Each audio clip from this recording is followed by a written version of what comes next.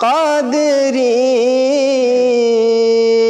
نقش بندی سوہر وردی قادری بھیک پاتے ہیں تیرے در سے سبھی بھیک پاتے ہیں تیرے در سے سبھی یا معین الدین چشتی سنجری یا معین الدین چشتی سنجری آپ کے منگتوں میں ہے شامل سعید آپ کے منگتوں میں ہے شامل سعید بندہ ادنا غلام شہ صفی بندہ ادنا غلام شہ صفی یا معین الدین چشتی سنجری۔ السلام علیکم۔ بہت بہت شکریہ محترم مولانا طارق صاحب قبلہ، بڑی خوبصورت منقبت بارگاہ خواجہ غریب نواز رحمۃ اللہ تعالیٰ علیہ میں پیش فرما رہے تھے۔ یہ ہندوستان کی سرزمین سرکار خواجہ غریب نواز رحمۃ اللہ تعالیٰ علیہ کے دعوتی خدمات سے منور ہوئی اور اللہ تبارک و تعالیٰ نے سرکار خواجہ غریب نواز رحمۃ اللہ علیہ کے ذریعے یہاں پہ اسلام کی روشنی کو عام فرمایا۔ اب میں بڑے ادب کے ساتھ سرکار خواجہ غریب نواز رحمۃ اللہ علیہ کی حیات و خدمات کے تعلق سے مختصر سی گفتگو کے لیے جامعہ عارفیہ کے استاد حضرت مولانا ذکی صاحب سے گزارش کروں گا کہ وہ 10 منٹ میں سرکار خواجہ غریب نواز رحمۃ اللہ علیہ کے تعلق سے اپنی بات رکھیں۔ نحمدہ ونصلی ونسلم علی رسولہ الکریم، اما بعد فاعوذ باللہ من الشیطان الرجیم، بسم اللہ الرحمن الرحیم، الا ان اولیاء اللہ لا خوف علیہم ولا هم يحزنون، صدق اللہ مولانا العلی العظیم، وبلغنا رسولہ النبی الامین الکریم، ونحن علی ذلک لمن الشاہدین والحمد للہ رب العالمین۔ جیسے کہ آپ حضرات کو معلوم ہے کہ آج حضرت خواجہ غریب نواز رحمۃ اللہ تعالی علیہ کا یوم وصال ہے، اور اسی دن کی مناسبت سے اس مختصر سی محفل کا انعقاد کیا گیا ہے۔ میں جس موضوع پر آپ حضرات کے سامنے بات کرنا چاہتا ہوں وہ یہ ہے کہ ہندوستان کی سرزمین پر حضرت خواجہ غریب نواز ہوں یا ان کے علاوہ ان کے بعد آنے والے دوسرے صوفیہ کرام ہوں، ایک بنیادی سوال یہ ہے کہ عوام کے اندر ان کو جتنی محبت، جتنا پیار اور جتنا افیکشن لوگوں کی طرف سے ملا ہے کسی اور طبقے کے حصے میں نہیں آیا، یا جس قدر صوفیہ کرام نے لوگوں کی زندگیوں کو تبدیل کیا ہے، اگر آپ جو ہے پوری اسلامی تاریخ کا مطالعہ کریں تو آپ کو معلوم ہوگا کہ مسلمانوں کے کسی دوسرے گروہ کے حصے میں یہ خدمت نہیں آئی۔ تو ایک بنیادی سوال پیدا یہ ہوتا ہے کہ آخرکار جو صوفیہ کرام ہیں وہ خواجہ غریب نواز ہوں یا ان کے بعد آنے والے لوگ ہوں یا ان سے پہلے جو لوگ گزر چکے ہیں وہ ہوں، ایک بنیادی سوال یہ ہے کہ آخرکار ان کو عوام میں اتنی محبت، اتنی تعظیم، اتنی قدر و منزلت سے کیوں دیکھا جاتا ہے؟ اور ان کی پذیرائی کا عالم یہ ہے کہ نہ صرف یہ کہ مسلمان بلکہ غیر مسلم تک ان کی وفات کے سینکڑوں سالوں کے بعد تک بھی ان کے یہاں پہ جاتے رہتے ہیں۔ تو ان کو یہ محبت اور یہ پیار کیوں مل رہا ہے؟ اسی طرح یہ عملی سطح پہ دعوتی میدان میں دوسرے تمام گروہوں سے، دوسرے تمام طبقات سے ہمیں فائق اور آگے کیوں نظر آتے ہیں؟ اس سوال کا جواب ایک دوسرے صوفی حضرت شیخ عبد القادر جیلانی رحمۃ اللہ تعالیٰ علیہ نے اپنی تقریروں کے ایک مجموعے میں جس کا نام جلاء الخاطر ہے اس میں دیا ہے۔ وہ بیان کرتے ہیں کہ ایک مسلمان جو ہوتا ہے تو مسلمان کی دو قسمیں ہیں، ایک ضعیف الایمان مسلمان یا ضعیف الایمان مومن، اور دوسرا قوی الایمان مومن، یعنی کہ ایک وہ جو کہ ابھی ایمان کی سطح پہ کمزور ہے، اور دوسرا وہ مومن ہے جو کہ ایمان کی سطح پر بہت زیادہ مضبوط ہو چکا ہے۔ تو جو ضعیف الایمان مومن ہوتا ہے اس کا طریقہ یہ ہوتا ہے کہ جب وہ کسی گنہگار کو دیکھتا ہے، کسی گمراہ کو دیکھتا ہے، یا کسی اور دوسرے مذہب سے تعلق رکھنے والے لوگوں کو دیکھتا ہے، تو اس کے دل میں یہ خیال پیدا ہوتا ہے کہ ایک شخص جو کہ اللہ کا بندہ ہے، اللہ رب العزت نے اس کو پیدا کیا ہے، اللہ اس کو رزق دے رہا ہے، تو آخرکار یہ کیسے ممکن ہے کہ وہ اللہ کو چھوڑ کر کے کسی اور کی عبادت کرے؟ تو وہ گناہگاروں کو دیکھ کر کے یا گمراہوں کو دیکھ کر کے یا دوسرے جو طبقات ہیں جو اہل کفر ہیں ان کو دیکھ کر کے اس کے دل کے اندر ایک غصہ پیدا ہوتا ہے اور وہ جو ہے ان پر ناراض ہوتا ہے۔ حضرت فرماتے ہیں کہ اس میں کوئی شک نہیں ہے کہ یہ ضعف ایمان کی نشانی ہے، یہ ایمان کے کمزور ہونے کی دلیل ہے۔ اس کے برخلاف وہ شخص کہ جس کے سلوک کا تکملہ ہو چکا ہوتا ہے، جو کہ عرفان کی منزلوں کو طے کر چکا ہوتا ہے، جو کہ ایک اعلیٰ درجے کا صوفی بن چکا ہوتا ہے، اس کا دل نہ صرف یہ کہ مسلمانوں کے لیے بلکہ غیر مسلموں کے لیے بھی کھلا ہوا ہوتا ہے۔ اور اس کے برخلاف وہ شخص کہ جو کہ ایمان میں مکمل ہو چکا ہوتا ہے، جس کے سلوک کا تکملہ ہو چکا ہوتا ہے، جو کہ معرفت کی اعلیٰ منزلوں تک پہنچ چکا ہوتا ہے، اس کا رویہ، اس کا طریقہ، اس کی روش یہ ہوتی ہے کہ اس کا سینہ نہ صرف یہ کہ مسلمان بلکہ غیر مسلموں کے لیے بھی کھل جاتا ہے۔ وہ ان کو شفقت کی نظر سے دیکھتا ہے، وہ رحمت کی نظر سے دیکھتا ہے۔ چنانچہ جب اس کے سامنے کوئی گنہگار شخص آتا ہے، گنہگار شخص کو دیکھ کر کے وہ ناراض نہیں ہوتا بلکہ وہ اس پر ترس کھاتا ہے کہ آخرکار یہ ایک شخص جو کہ اللہ کا بندہ ہے، افسوس کہ یہ اللہ رب العزت کے احکام سے، اس کے فرامین سے روگردانی کیے ہوئے ہے۔ ایسے ہی جب وہ کسی اہل کفر کو دیکھتا ہے تو ان کو دیکھ کر کے اس شخص کو ان پر ترس آتا ہے۔ تو دراصل جو ایک صوفی ہوتا ہے، جو ایک عارف باللہ ہوتا ہے، جو سلوک کا تکملہ کر چکا ہوتا ہے، اس کے دل کے اندر گناہگاروں کے لیے اور گمراہوں کے لیے، اہل کفر کے لیے ایک شفقت، ایک رحمت پائی جاتی ہے۔ اور اسی شفقت اور رحمت کی بنیاد پر جب وہ ان لوگوں سے ملاقات کرتا ہے تو محبت کے ساتھ ملاقات کرتا ہے، پیار کے ساتھ ملاقات کرتا ہے، ان کے سامنے مسکراتا ہے، ان کی دلجوئی کرتا ہے، ان کے دل کو بہلاتا ہے، ان کے ساتھ اٹھتا بیٹھتا ہے، اس کے ساتھ ان کی نشست و برخاست ہوتی ہے۔ جب وہ لوگ اس سے پورے طور پہ اٹیچ ہو جاتے ہیں، اس سے تعلق پیدا کر لیتے ہیں، تو اس کے بعد ان لوگوں کے اندر جو کمزوریاں ہوتی ہیں، ان کے شخصیت میں، ان کے ایمان میں، ان کے عقیدے میں، اگر وہ کہیں پر کوئی خامی پاتا ہے تو اس کی اصلاح کرنے کی کوشش کرتا ہے۔ تو صوفیہ کرام کا طریقہ یہ ہوتا ہے لوگوں سے ملاقات کرنے کا کہ سب سے پہلے وہ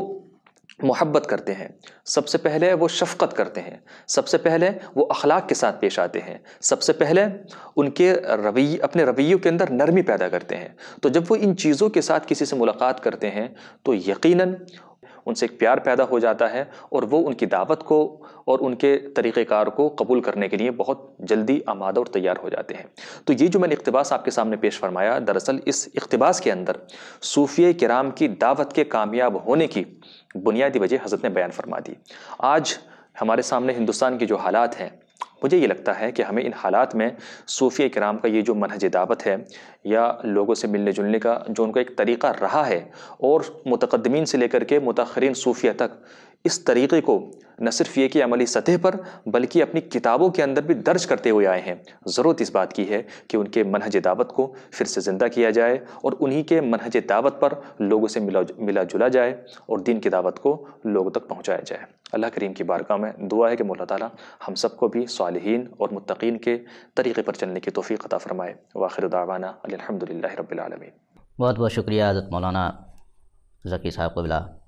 مختصر وقتوں میں آپ نے بڑی پیاری گفتگو فرمائی۔ اس ہندوستانی سرزمین پہ جہاں مختلف مذاہب کے لوگ رہتے ہیں اور اپنے اپنے اعتبار سے سب لوگ اپنی زندگی گزار رہے ہیں، اللہ رب العزت نے اس کائنات کو بنایا، اس کائنات کا خالق ہے۔ بندوں کی سب سے پہلی ذمہ داری تو یہی ہوتی ہے کہ وہ اللہ تبارک و تعالیٰ کی معرفت حاصل کرے، اس سے جڑے اور اپنی بندگی اللہ رب العزت کے لیے خالص کرے۔ اس تقصیری سماج میں سرکار خواجہ غریب نواز رحمۃ اللہ علیہ کی جو دعوت ہے، ان کی جو تعلیمات ہے، وہ ہمارے لیے کس اعتبار سے آئیڈیل ہے اور ہمیں کس اعتبار سے اپنی زندگی میں نافذ کرنی چاہیے، وہ سرکار خواجہ غریب نواز رحمۃ اللہ علیہ کے خلفاء اور ان کے بعد کے خلفاء اور پھر ان کے ذریعے جو کتابیں آئی ان میں تفصیل سے تحریر ہوئی ہیں۔ ہمارے سامنے اب حضرت علامہ ڈاکٹر ذیشان احمد مصباحی صاحب قبلہ ہیں۔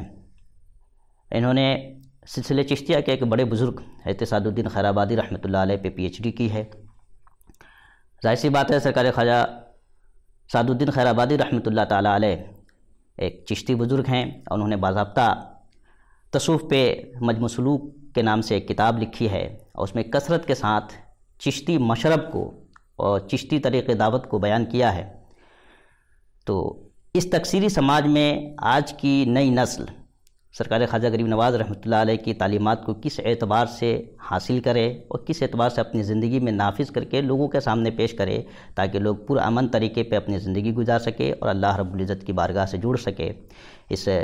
حوالے سے میں عرضگزار ہوں استاد گرامی حضرت علامہ ڈاکٹر ذیشان احمد مصباحی صاحب قبلہ سے کہ وہ اپنے خطاب میں ان چیزوں کو واضح فرمائیں۔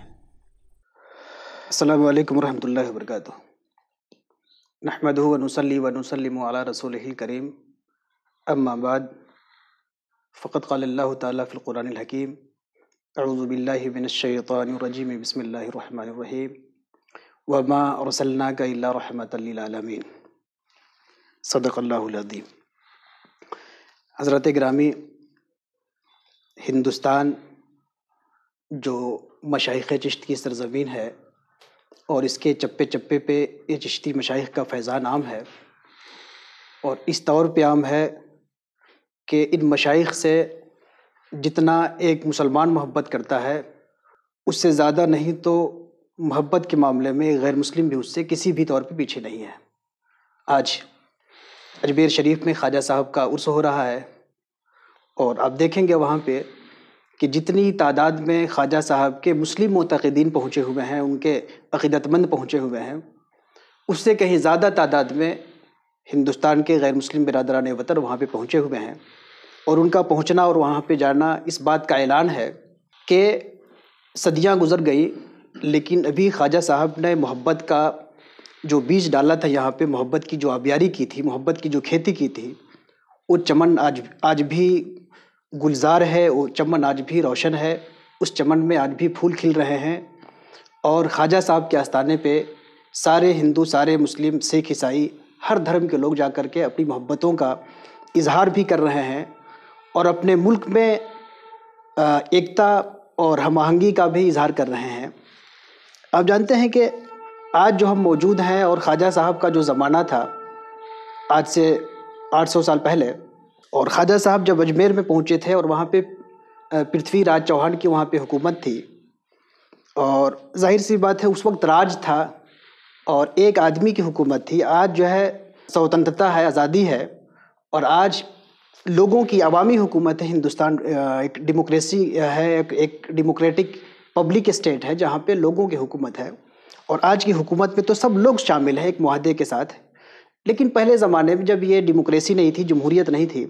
تو ایک شخص کل حاکم ہوتا تھا اور اس کی بات جو بھی ہوتی تھی وہ قانون ہوتی تھی۔ اس کے باوجود جب خواجہ صاحب پہنچے اور پرتھوی راج چوہان کے فوجیوں کے ساتھ اور خواجہ صاحب کے جو چاہنے والے تھے ان کے ساتھ جو تھوڑی سی کلیش ہوئی، اور ان لوگوں نے خواجہ صاحب کے جو چاہنے والے جو لوگ تھے ان کو وہاں سے ہٹانے کی کوشش کی، تم لوگ پیچھے ہٹ جاؤ۔ تو خواجہ صاحب نے بہت پیار سے اپنے لوگوں کو کہا کہ ٹھیک ہے پیچھے ہٹ جاؤ، اگر یہ فوجی چاہ رہے ہیں کہ ہم پیچھے ہو جائیں، ان کی جگہ چھوڑ دیں، الگ چلے جائیں، تو الگ چلے گئے۔ یعنی فوجیوں کی طرف سے جو بھی زیادتی ہوئی اس پر خواجہ صاحب نے ذرہ برابر ان سے کلیش نہیں کیا، ان سے بحث نہیں کی، ان سے آستین نہیں چڑھائی، بلکہ کہا کہ ٹھیک ہے بھائی، آپ جس میں خوش رہیں ہم اس میں خوش رہیں۔ خواجہ صاحب اپنے لوگوں کے ساتھ پیچھے ہو گئے۔ ظاہری طور پہ خواجہ صاحب ان فوجیوں سے پیچھے ہوئے، لیکن اس کا اثر یہ ہوا کہ پھر بعد میں وہ سارے جو فوجی تھے، وہ راج دربار تھا، اور آج صدیاں گزر گئی، سینکڑوں سال گزر گئے، یہ خواجہ صاحب کا پیچھے ہٹنا اور محبت کے ساتھ ان سے بیہیو کرنا، بیوہار کرنا، یہ خواجہ صاحب کو جتا دیا، اور خواجہ صاحب آج بھی راج کر رہے ہیں دلی کے تخت پہ، چاہے جو بھی وزیر اعظم ہو، پردھان منتری ہو، لیکن دلوں کے کا جو تخت ہے، ہندوستانیوں کا جو دلوں کا تخت ہے، اس پر خواجہ صاحب کی حکومت ہو رہی ہے۔ آج ہم جمہوریت کے زمانے میں ہیں، ڈیموکریسی کے زمانے میں ہیں، خواجہ صاحب کے اس کردار سے کہ لوگوں کی نفرتوں کو اپنی محبت سے، اپنی تواضع سے، اپنی خدمت سے لوگوں کی نفرتوں کو ہم ختم کر سکتے ہیں، یہ بنیادی میسج ہے خواجہ صاحب کا کہ بڑے سے بڑا جو نفرت کرنے والا آئے ہمیں نفرت کرنے والے کو جواب دینا ہے، لیکن جواب کیسے دینا ہے؟ جواب میں اسی کی طرح ہمیں بھی نفرت کا بھاشن نہیں دینا ہے، بلکہ جواب میں ہمیں محبت کی بات کرنی ہے، اس کی نفرتوں کی جواب میں ہمیں گلاب پیش کرنا ہے، ہمیں پیار کرنا ہے، اس کی عزت کرنی ہے، اس کا رسپیکٹ کرنا ہے۔ نفرت کا جواب، اصل جو جواب ہے وہ محبت ہے، اور یہی جواب خواجہ صاحب نے اور خواجہ صاحب کے سلسلے کے جتنے مشائخ ہوئے، اولیاء ہوئے، ان لوگوں نے یہی سبق بتایا کہ بھائی دنیا میں عام طور پہ تو لوگ نفرت اور جہالت کی بات کرنے والے ہیں، تم کیا کرو گے؟ اگر تمہارے پاس گیان آ گیا، معرفت آ گئی، نالج آ گئی، تو تم بھی ان کی طرف بات نہ کرو، بلکہ ان نفرتوں کو اگر ہمیں ختم کرنا ہے تو محبت سے ہم ختم کر سکتے ہیں۔ اس رویے سے جو پہلا سبق جو لینا چاہیے موجودہ زمانے کے علماء کو اور مشائخ کو، کہ موجودہ زمانے کے علماء اور مشائخ کو سب سے پہلے اپنے کردار میں بھی اور اپنی زبان میں بھی رس گھولنا چاہیے، پیار لانا چاہیے، مٹھاس پیدا کرنا چاہیے، تاکہ آج عوامی سطح پہ لوگ علماء سے ہی گھبرانے لگے ہیں کہ پتہ نہیں کس طرح کے لوگ ہیں، یہ نفرت کی بات کرنے والے ہیں، مشائخ سے گھبرانے لگے۔ تو علماء اور مشائخ سے بھی عوام میں، جو ہمارے ہندوستان کے جاہل عوام ہیں، ان میں جو وحشت پیدا ہو رہی ہے، اس کا مطلب یہ ہے کہ کہیں نہ کہیں ہم لوگ خواجہ صاحب کے کردار سے، ان کی فکر سے، ان کی طبیعت سے، ان کے مزاج سے ہم لوگ دور ہو رہے ہیں۔ اور رسول اللہ کا جو مزاج تھا، رحمت للعالمین، سارے جہاں کی رحمت، یہی مزاج ان اولیاء کا تھا، یہی مزاج خواجہ صاحب کا تھا۔ ہمیں بھی اپنے اندر وہی مزاج پیدا کرنا پڑے گا کہ سارے جہان کے لیے رحمت، سارے جہان کے لیے ہمدردی، سارے جہان سے پیار ہمیں اپنے اندر پیدا کرنا پڑے گا۔ تو پہلا تو سبق لینا چاہیے علماء مشائخ کو کہ ان کو اپنے کردار میں کہیں نہ کہیں ایسی تبدیلی لانے کی ضرورت ہے کہ عوام کے اندر ان کے لیے جو وحشت ہے یہ ختم ہو جائے، اور عوام یہ سمجھنے لگیں کہ یہ لوگ بہت اچھے لوگ ہیں، بہت پیارے لوگ ہیں، بہت میٹھے لوگ ہیں۔ دوسرا سبق جو لینا ہے، یہ لینا ہے عوام کو، جیسے خواجہ صاحب کے جو چاہنے والے تھے، انہوں نے جس طرح خواجہ صاحب کی باتوں کو مانا اور محبت کے ساتھ انہوں نے رسپونس کیا، یہ ہمارے جو عوام ہیں ان کو بھی سبق لینا چاہیے کہ ہمیں خود بھی اس ملک میں رہنا ہے تو پیار اور محبت سے رہنا ہے۔ خاص طور پہ جو جمہوری ریاست ہے، اس ریاست میں جو ڈیموکریسی ہماری ہے، اس میں سارے ہندو، مسلمان، سکھ، عیسائی، کرسچن ایک معاہدے کے ساتھ رہتے ہیں، ایک ایگریمنٹ کے ساتھ رہتے ہیں۔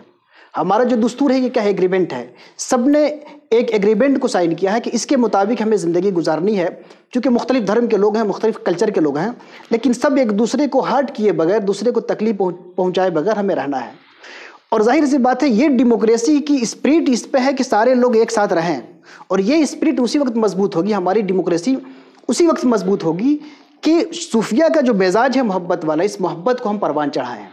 تو صوفیہ کا جو مزاج ہے، خواجہ صاحب کا جو مزاج ہے، خواجہ صاحب کا جو مشن ہے، خواجہ صاحب کی جو فکر ہے،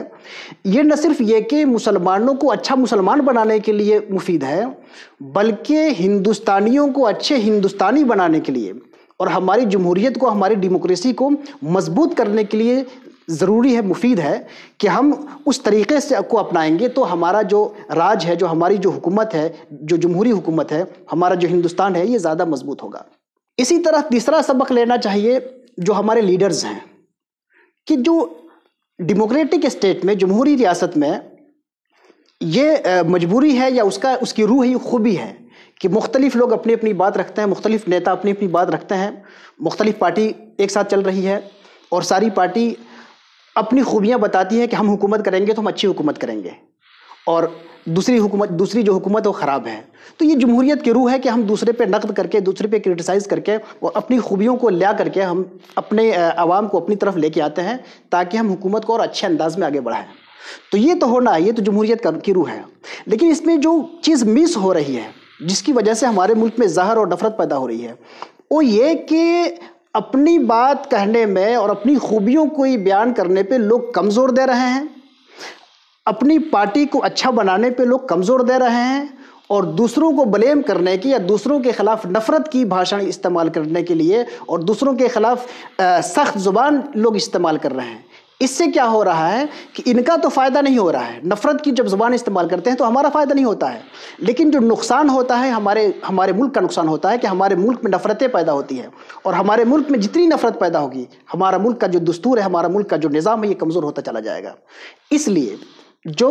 ہمارے لیڈرز ہیں، جو ہمارے نیتا ہیں، ان کو بھی چاہیے کہ خواجہ صاحب کو اگر صحیح طور پہ ماننے والے ہیں، ہمارے وزیر اعظم ہیں، دوسرے لوگ ہیں، یہ سب لوگ خواجہ صاحب کی درگاہ پہ چادر چڑھاتے ہیں، جو بھی یہاں کا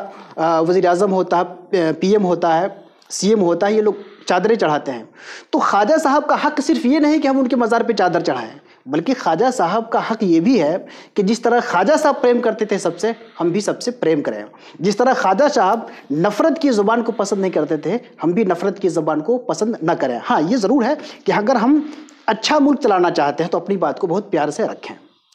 چوتھی ذمہ داری ہے، آج جو خواجہ صاحب کی درگاہ میں ہندو، مسلم، سکھ، عیسائی سارے لوگ جمع ہیں، تو خواجہ صاحب کے آستانے پہ جس طرح سب شیر و شکر بن کے ایک ساتھ جمع ہے، وہاں پہ سب پریم کے ساتھ،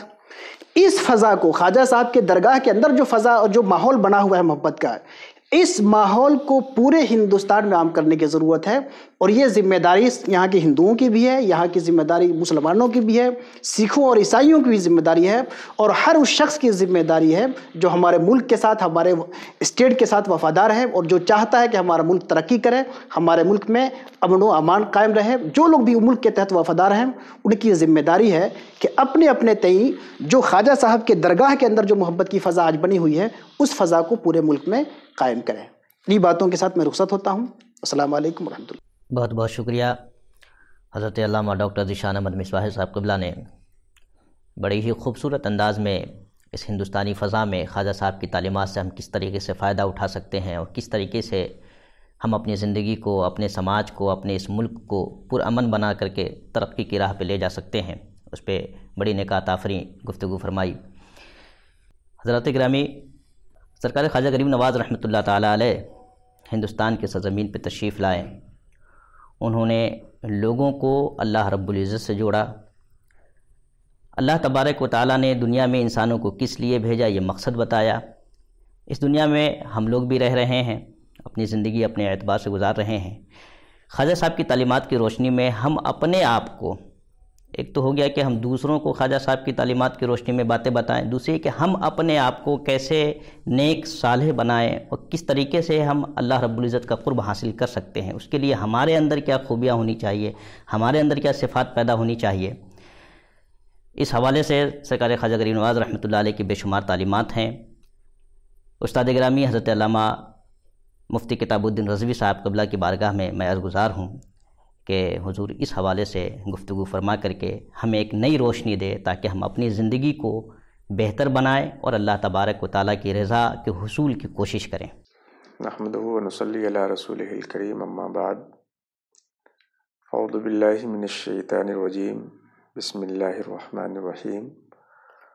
واتبع سبیل من اناب الی، صدق اللہ العلی العظیم۔ آج ہم سب لوگ سلطان الہند عطائے رسول خواجگاہ حضرت خواجہ معین الدین چشتی حسن سنجری قدس سرہ کی بارگاہ میں خراج عقیدت پیش کر رہے ہیں، اور تمام عقیدت مند ان کی بارگاہ میں حاضر ہو کر درگاہ شریف کے احاطے میں پہنچ کر یا جہاں پر ہے وہاں سے گلہائے عقیدت پیش کرنے کی کوشش کر رہے ہیں۔ اس موقع پہ حضور خواجہ غریب نواز کی روحانیت کے توسط سے اللہ رب العزت کی بارگاہ میں دعا ہے کہ مولا کریم ہمارے اس وطن عزیز ملک میں محبت کی فضا کو قائم فرمائے، آمین، اور تمام ہندوستانیوں کو آپس میں مل جل کر کے زندگی گزارنے کی توفیق عطا فرمائے۔ اس کے ساتھ ساتھ جنہیں گہری نسبت ہے اور جنہیں ایمانی اور اسلامی لگاؤ ہے خواجہ صاحب سے، انہیں اللہ تبارک و تعالیٰ ایمان و اسلام کی حقیقت تک پہنچ کر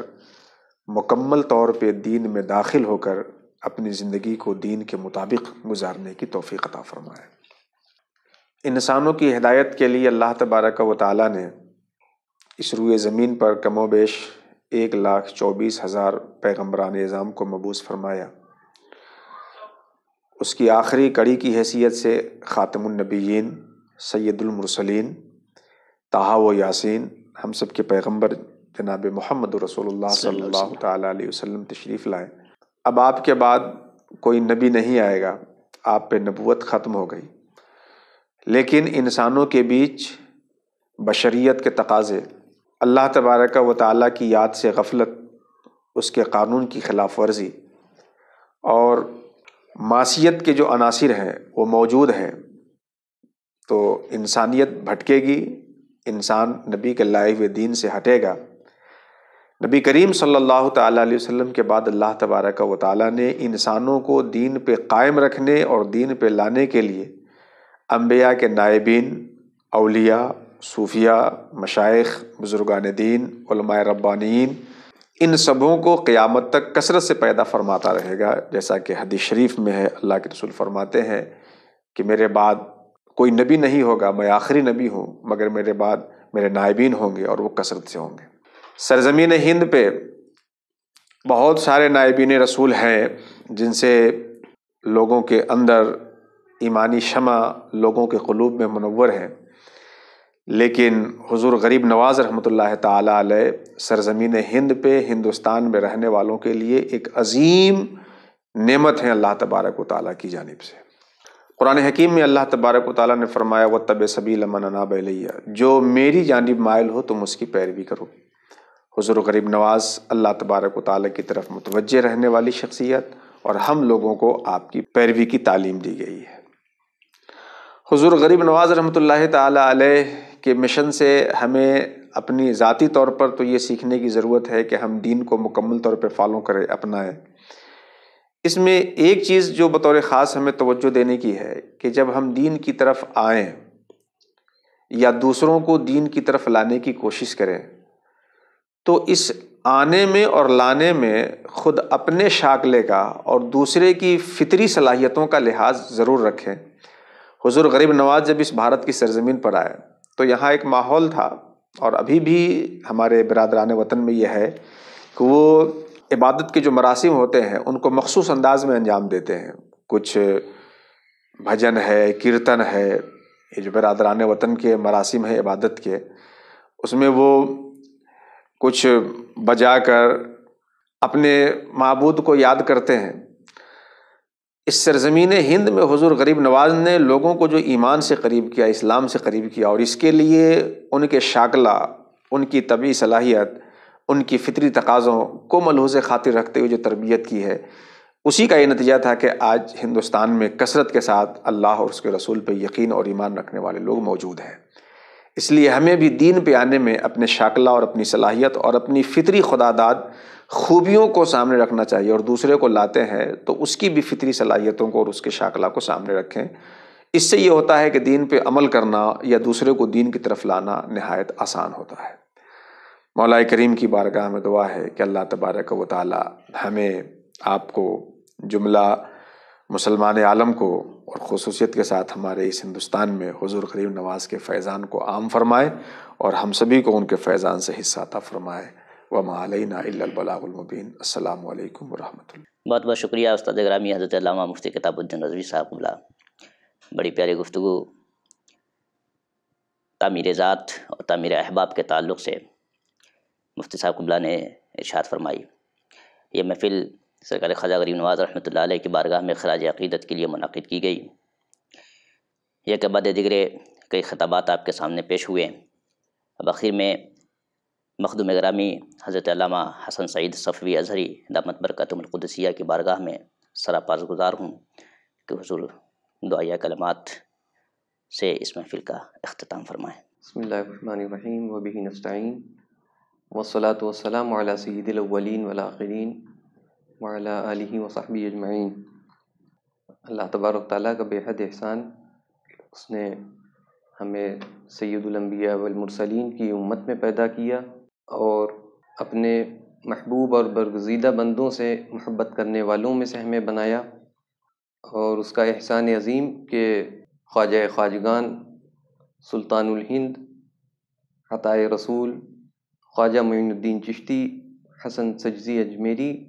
قدس اللہ تعالیٰ روح العزیز کے غلاموں میں ہمیں شامل کیا اس نے، اور ان کے سلسلہ عالیہ میں ہمیں وابستہ فرمایا۔ رب کریم سے دعا ہے کہ رب کریم ہمارا حشر ان کے زیر دامان فرمائے، اور خواجگان چشت اہل بہشت کی ظاہری اور باطنی فیوزات اور ان کے برکات سے ہمیں معمور اور منور فرمائے۔ بسم اللہ الرحمن الرحیم۔